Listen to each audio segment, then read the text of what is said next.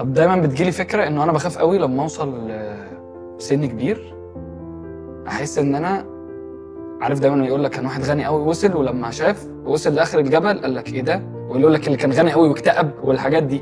بخاف قوي بقى من الحته دي، ان انا اوصل بحس ان انا ما عملتش حاجه ليها معنى. دلوقتي هتفكر في الحاجات دي وتخاف منها. لما تبقى كبير في السن مش هتخاف، فانت قاعد عايل هم حاجه مش موجوده. في مثل انجليزي بيقول لك don't cross a bridge until you get to it. ما تحاولش تعدي جسر او كوبري لغايه ما توصل له. لما توصل له نشوف هنعمل ايه. فلما يبقى عندك 70 سنه وتبقى مقتب، نبقى نشوف هنعمل ايه، نشد ظهرنا ازاي.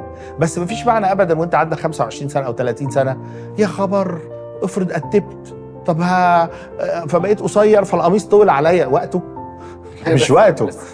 بس قصدي انا مش عايز تبقى في الاخر، يعني عايز اخلي حياتي، رحله الحياه دي بجد فيها معنى، مش مجرد شغل. ولا هو الشغل كفايه؟ لانه احنا فعلا بنشتغل، بتتجوز، بتعمل فلوس، شكرا خلاص. ده اللي بتوصفه من بره، بس جوه ده انت عايش ازاي؟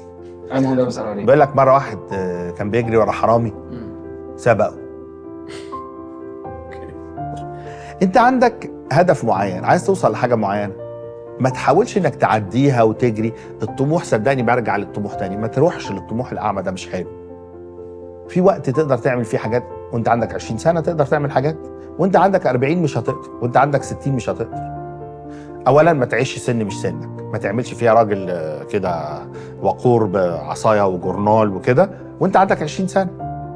بلاش الطموح الاعمى اللي ملوش لازمه.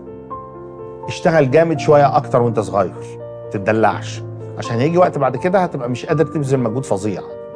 فالوقت اللي عندك فيه تقدر، يعني اولادي لما يرجعوا لي بابا رحت واتبهدلت وبتاع، بقول له معقوله كده وبتاع، وانا متاذي قدامه قوي ومن جوه مزقطط. ليه؟ لان الولد اذا ما عملش كده وهو في سنه مثلا 18 ولا 20 هيعمل امتى؟ وهيتعلم امتى؟ وهياخد خبره امتى في الدنيا؟ دي الخبرات اللي هتنفعه بكره وبعده، بحيث يبقى مرتاح وهو عايش.